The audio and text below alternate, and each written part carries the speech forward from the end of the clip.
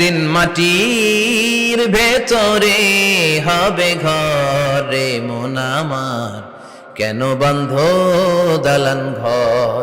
প্রাণ পাখি উড়ে যাবে পিঞ্জর ছেড়ে,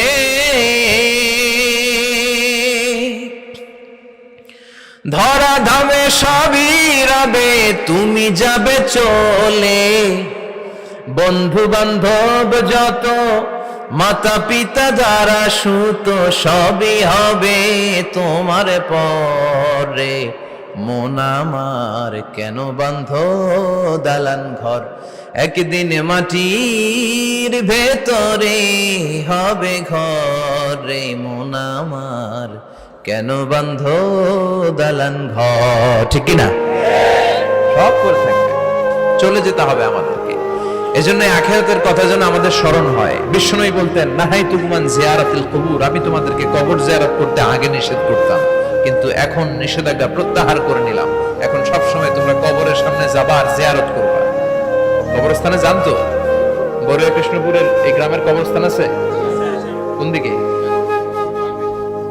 পূর্ব দিকে আছে, গোখলার জলের ওদিকে। যান আপনারা, একটু যাবেন, একটু গেলে আখিরাতের কথাটা স্মরণ হবে। ওখানে ছোট শিশুরা শুয়ে আছে, কিশোর যুবকরা আছে, আপনার মতো তাগড়া যুবক, মুরব্বীরা আছে। এরা এই এলাকায় থাকতো, এরা আকাশ থেকে নেমে আসে না, এই এলাকার সন্তান আজ নাই। একটা সার্টেন পিরিয়ড শেষে আপনিও থাকবেন না। This is the nature of life, this is the circle of life. ছোট্ট শিশু হয়ে এসেছিলেন, শৈশব, কৈশোর, যৌবন, প্রৌঢ়ত্ব। আগে ছিলেন সিঙ্গেল, বিয়ে করে হয়ে গেলেন ডবল। এরপরে আল্লাহ আপনাকে একটা মেয়ে দিল, এরপরে মেয়েকে বিয়ে দিয়ে শ্বশুর হলেন, এরপরে ওই মেয়ের ঘরে সন্তান হতে নানা হলেন। আর কতদিন? অনেক দিন হলো তো, অনেক লম্বা সময় পেয়েছেন আপনি। Think about death.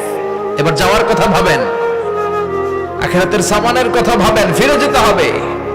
কি শক্তিশালী যুবক, বার্ধক্য চলে আসলে লাঠি ছাড়া চলতে পারে না। কুচকুচে কালো দাড়ি সাদা হয়ে যায়, দাড়ির শুভ্রতা, বয়সের ভার, রং ধরা যৌবন জং ধরে শেষ। ঠিক কিনা? This is the circle of life. যুবক ভাইয়ের এটাই জীবন, চলে যেতে হবে, কেউ থাকতে পারবে না। ঠিক কিনা? এটা রিমাইন্ডার আল্লাহ এই সূরার ভিতরে দিয়েছেন যে তোমাদেরকে ফিরে যেতে হবে। এই লোভ লালসা ছেড়ে দাও। রব্বুল আলামিন বলেন, আলহাকুমুত তাকাসুর হাত্তা যুরতুমুল মাকাবির। ও গোলাম, দুনিয়ার সম্পদ, লোভ লালসা তোদেরকে পাগল বানিয়ে দিয়েছে। এই লোভ পাগলামি কোনোদিন তোদের থামবে না যতদিন না তোরা কবরে ঢুকবি। ঠিক কিনা? কার কথা? আল্লাহ বললেন, দুনিয়ার সম্পদ আর লোভ আর মোহে তোমরা গাফেল হয়ে গিয়েছো। আখিরাতের কথা বেমালুম তোমরা ভুলে গিয়েছো। কিন্তু আখিরাতে তোমাদের যেতেই হবে, কবরের বাড়িতে তোমাদের ঢুকতেই হবে। ঠিক কিনা? যেতেই হবে। আমরা ভুলে যাই। আলহাকুমুত তাকাসুর, অতিরিক্ত পাওয়ার লোভ, বেশি বেশি খাওয়ার লোভ, বেশি বেশি জমানোর লোভ মানুষকে গাফেল বানিয়ে দিয়েছে। এটা মানুষের স্বভাব। আরো চাই, আরো চাই, এই স্বভাবটা আছে না নাই? দেখবেন ছোট বাচ্চারা মসজিদের দোয়া অনুষ্ঠান শেষে জিলাপি দেয় না? বড়ুয়া কৃষ্ণপুর কি দেয়? আগে বাতাসা দিত না, এখন কি দেয়? জিলাপি দেয়, মিষ্টি দেয়। তো মসজিদের 2-3 গেট থেকে যদি দেয়, ছোট বাচ্চারা দেখবেন এদিক দিয়ে কয়েকটা নিয়ে আবার ওই গেটে লাইন ধরে। ওর হাত হলো ছোট হাত, ওর হাত ভর্তি জিলাপি, আর নেওয়ার জায়গা না, এরপর আরেক জায়গায় লাইন ধরছে। আরো লাগবে, আরো লাগবে, এই আরো আরো আরো চাই। এই স্বভাবটাই মানুষকে কুড়ে কুড়ে শেষ করে দিয়েছে। এত লাগবে কেন তোমার? চাহিদার কোনো শেষ নাই। Unlimited demand of human being. যার আছে বেশি তার চাই বেশি।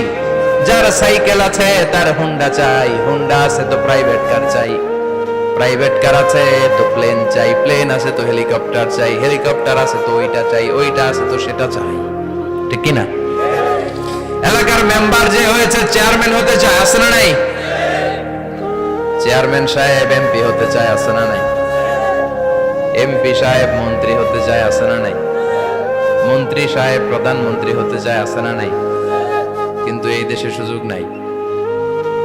কথা কন। এই দেশে প্রধানমন্ত্রী সিলেক্টেড। 2-3 জনের বাইরে কেউ প্রধানমন্ত্রী হইতে পারবি না। ঠিক কিনা? আমার এই জীবনে তো আমি 2-3 জনই দেখলাম। বেগম খালেদা জিয়া, মাননীয় প্রধানমন্ত্রী শেখ হাসিনার ছোট্টবেলা দেখেছি এরশাদকে, আমরা তখন ছোট। তো মানুষের চাহিদার কোনো শেষ নাই, যার আছে বেশি তার চাই বেশি। এজন্য বিষ্ণু বলেছেন উনজুরু ইলা মান হুয়া আসফালা মিন, তোমার চেয়ে যে খারাপ আছে ওর দিকে তাকাও। ওয়ালা তানজুর মান হুয়া আ'লা মিন, তোমার চেয়ে যে ভালো আছে ওর দিকে তাকাও না, তোমার চেয়ে যে খারাপ অবস্থানে আছে ওর দিকে তাকাও। অনেকে নিজের অবস্থান নিয়ে সুখী না, এরকম আছে না নাই? আল্লাহ আমার এটা দিল না রে, ওইটা দিল না রে, পাইলাম না রে, কিচ্ছু হয় না, কি করবো জীবনে, হতাশ। আসলে আছে কিন্তু অনেক, কিন্তু শুকরিয়া নাই, ডাকাত, ঠিক কিনা? নিজের অবস্থান নিয়ে সুখী না, কিন্তু অনেক লোক আছে তারা আপনার অবস্থানে পৌঁছতে চায়। তাদের দিকে তাকিয়ে দেখেন, আপনি যে অবস্থানে আছেন এই অবস্থানে পৌঁছাটা অনেকের কাছে স্বপ্ন। তারা প্রতিনিয়ত সংগ্রাম আর স্ট্রাগল করে যাচ্ছে আপনার অবস্থানে পৌঁছতে, আর আপনি এটা নিয়ে সন্তুষ্ট না। শেখ সাদির নাম শুনেছেন? বালাগাল উলা কাশাফাদ দুজা, এই কবিতাটা রচয়িতা ইরানের বিখ্যাত এক কবি। উনি একবার আর্থিক সমস্যার মধ্যে দিয়ে সময় কাটাচ্ছেন, টাকা নাই, পয়সা নাই, পায়ে দেওয়ার মতো জুতা নাই। উনি খুব দুঃখ পেলেন, হায় রে, আমি ইরানের এত বড় কবি, আমার পায়ে দেওয়ার মতো জুতা নাই।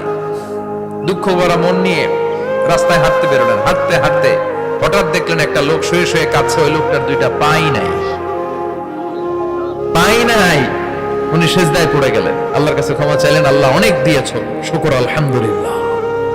এজন্য যেই পরিস্থিতিতেই থাকি না কেন আমরা কি পড়বো? জোরে বলেন, কি পড়বো?